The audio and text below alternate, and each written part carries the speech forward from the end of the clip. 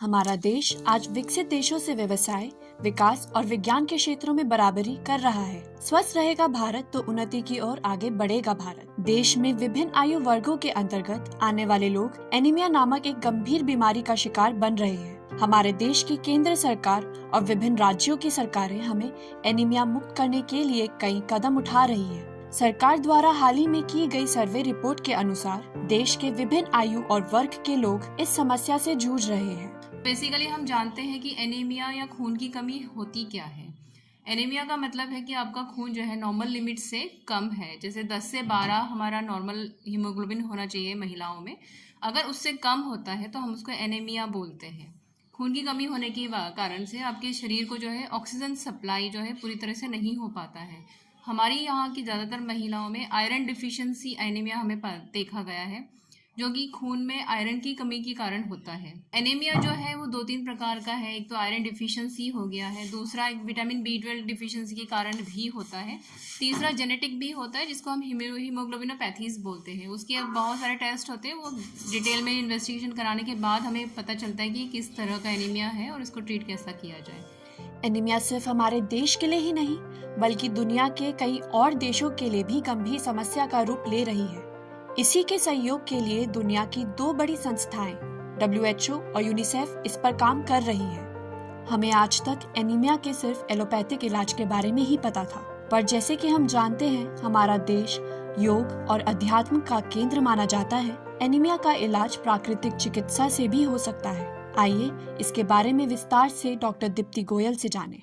सबसे बढ़िया तरीका, नेचर का जो तरीका, नेचुरल जो तरीका है वो है fast. So intermittent fasting is a good system जो कि हमारे एंशंट्स में हमेशा से ही चलता है कि आप एक टाइम खाना खाते हैं या 2 टाइम खाना खाते हैं तो फिक्स टाइम पे खाना खाते हैं, तो उसमें आपका इंटरमिटेंट फास्टिंग ऑटोमेटिकली हो जाता है। अगर हम अपनी डाइट में सुबह के टाइम में सिर्फ हम फ्रूट डाइट लें, मॉर्निंग में हम सिर्फ जूस लें, चाय बिस्किट, ये जो सुबह सुबह लेते हैं बिल्कुल हर तरह से हमें नुकसान करता है।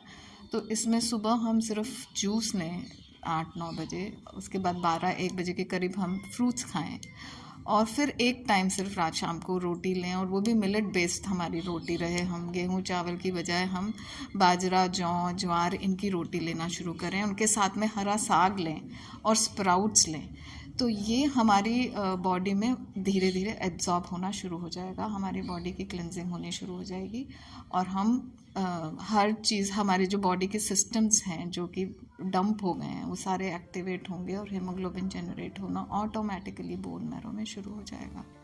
एनीमिया की बीमारी से लड़ने के लिए और देश के नागरिकों के कल्याण हेतु केंद्र स्वास्थ्य और परिवार कल्याण मंत्रालय द्वारा वर्ष 2018 में एनीमिया मुक्त भारत कार्यक्रम की शुरुआत की गई। इस रणनीति में 6 लक्षित लाभार्थियों, 6 हस्तक्षेप और रणनीति लागू करने हेतु सभी हितधारकों के लिए 6 संस्थागत तंत्र शामिल किए गए।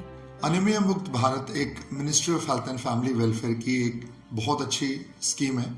उसी की तर्ज पर हर स्टेट्स ने अपना एक एनीमिया मुक्त, हरियाणा जैसे ऐसे एनीमिया मुक्त यूपी।